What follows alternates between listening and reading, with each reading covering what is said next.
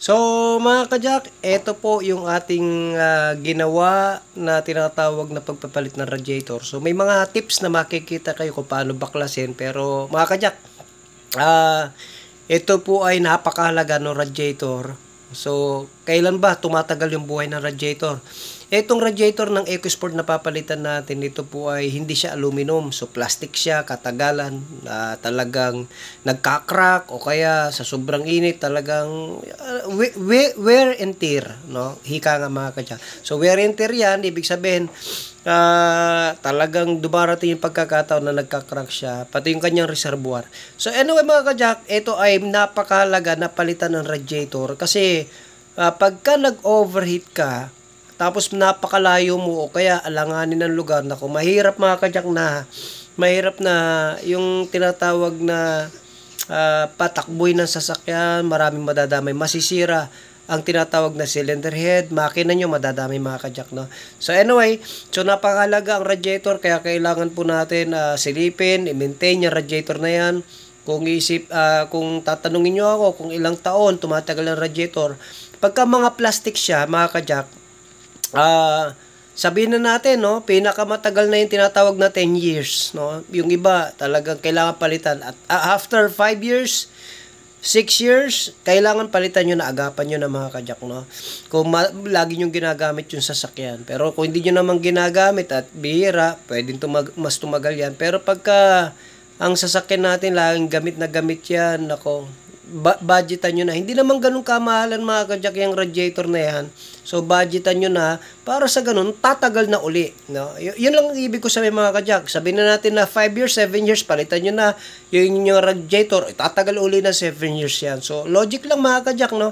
7 years napakatagal na uli. So gagastusan mo lang ng konti. So anyway, ito ay EcoSport. Panoorin nyo mga kadyak at kung paano i-bleed. Hindi ko na rin halos na ipakita kung paano i-bleed. Sa pagbi-bleed mga kadyak, habang umaandar ang makina, mainit na yung makina, naabot na yung tamang temperature, bubuksan nyo yung bleeder, no? Habang umaandar. So dahan-dahan bubukas hanggang lumabas yung tinatawag na coolant.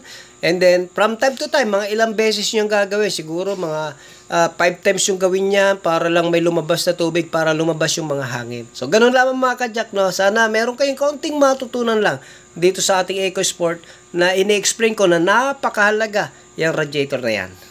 God bless! Morning mga kadyak, magpapalit tayo ng radiator ng EcoSport. Ayan. Papalit tayo ng radiator. Tanggalan natin yung hose.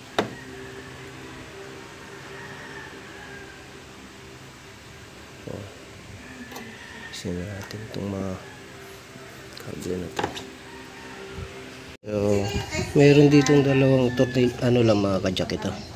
Ito, ilain nyo lang pataas yan. Tapos tutulak nyo yung pataas, tutulak nyo yung inyong radiator pan. Tapos ibababa nyo na. Sige Mark. Dalawa yan magkabila. Dito sa kabila isa. Yun. Kaya makukuha nyo na. So, alisin yung sakit. Tignan mo yung sakit. Ayan mga kadyak, nasa ilalim ako ng sasakyan, no? Ayun, yung tinuturo ko, yun ang leak. Napakaraming leak mga kadyak. So, napaka-delikado. Tinanggal ko na yung hose nito sa ilalim. Ito yung pagtanggal naman dito ng mga clip. Puro clip type lang mga kadyak. Walang mga tornilyo to, no? So, itong radiator ng EcoSport, puro clip type lang. Ayan. Alisin natin yan. Mamaya makikita nyo. Eto mga kadyak, huwag nyong kakalimutan, no? Meron dyang rubber siya. Parang bangga niya para hindi lumabas yung radiator. Ito yan. So, alisin nyo lang yan mga kadyak, no? Kunin nyo lang yan. Magkabila yan dun sa ibabaw ng radiator. Ayun, yan, ito yung kabila. Ayan, para madudukot nyo yan, maitutulak palabas na. O, ito mga kadyak, pag nandito kayo sa bandang ilalim, may clip yan. Ilawan lang natin. Yun, nakikita nyo naka-usli na yan. So, itutulak nyo lang, tapos itulak nyo yung radiator. Nakakapit yung mga kadyak sa, sa condenser. condenser ng aircon yan. Ayan yan. Nakikita nyo mga kajak. Yun. So, tapos itutulak nyo lang yung inyong radiator. So, yung kabila, hindi ko masyadong makuhanan. Pero, magkabila yan. Yun. Yung tinuturo ko yan. Yan mga kajak ko. Yan. So, nakaklip lang yan. Ibubukan nyo lang yung kanyang clip. Tapos, itutulak nyo para lumabas itong radiator mga kajak. So, hindi ganun siya kahirap. Clip type lang lahat itong mga kajak, no? Ayan, mamaya kunin na natin radiator. Ito na, binababa na natin mga kajak. So, ayun. Ayun. Kuha na natin radiator, walang mga tornilyo. Ito yung leak mga kajak ko. Grabe yung leak niya. Gumagapang na.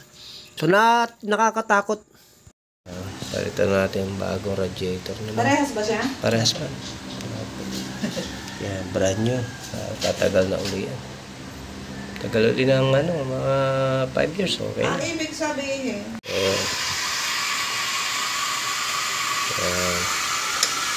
Ilagyan na natin, i-bite na natin yung mga clip. Tapos yung auxiliary fan na lang. Ilagyan na natin pati yung clip dito sa loob. So, kailangan alisin nyo ito mga kajak. Yung sa may air filter nya para hindi kayo mahirapan magsalpak. So, ito mga kajak, ito yung bleeder. Walang kasama yung radiator pagka binili. Kaya, kinuha ko na lang ito yung luma. Tapos, ibabalik natin. No? Doon sa may bago. Ito yung location. Lagayan ng bleeder. Mahalaga ito mga kajak ha. Pagka nagpalit tayo, nag-drain tayo ng tubig, kulan, ito napakalaga. I-bleed natin. Papakita ko mamaya kajak. Ayan o. Ayan yung bleeder. Sali na tayo ng bagong coolant mga kajak.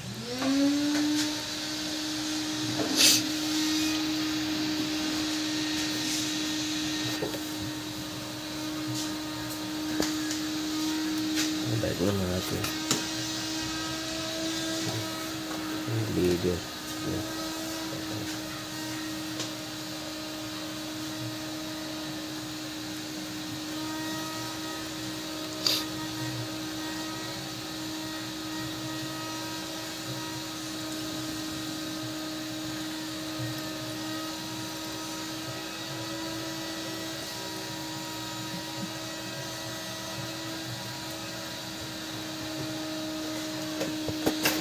Tapos i-bleed natin.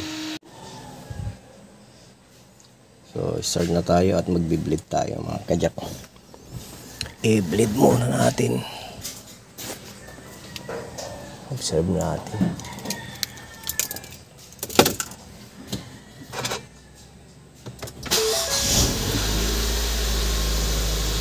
Observe tayo. At bi-bleed tayo.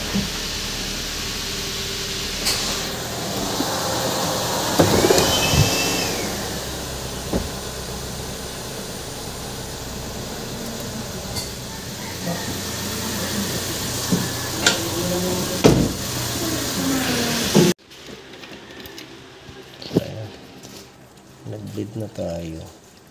Patutuloy. Ano po? Yung pinukuhaan ng tubo. So mga kajak, yung huli natin na part na binubuksan ko yung bleeder, hindi ko na naipakita, no? Ang gagawin nyo habang tumatakbo yan, let's say sabihin na natin around 15 to 30 minutes na pinapatakbo. Let's say sabihin natin 15 minutes, binubuksan nyo na yung bleeder hanggang may lumalabas na ng tubig doon, no? At hayaan nyo na may lalabas ng tubig, then sarado uli, and then maya maya buksan nyo uli. Siguro gawin nyo yan kahit na 3 to 5 times yung gawin na buksan hanggang lumabas yung tinatawag na solid, no, na tubig na talagang lumalabas na siya, yung tubig na sumisirit at solid na siya. Ayun mga kajak, okay na yan, sigurado na yan, no? So wag nyong kakalimutan i-bleed pagka nagpalit kayo ng coolant, nag-alis kayo ng radiator, nagpalit kayo ng radiator, nag-flashing kayo ng coolant. Wag nyong hindi ipa-flashing yung EcoSport, kaya meron siyang bleeder. Naku po, titirik kayo, mag-overheat ang inyong sasakyan. Kaya, kung magpapalit kayo, magpa-flashing kayo ng radiator, coolant, magpapalit kayo ng radiator mismo, naku, magpa-consult muna po kayo mga kajak ha. Baka magkaroon lalo kayo ng problema sa sasakyan, mag-overheat ang inyong sasakyan. Yun lamang mga kajak, God bless po.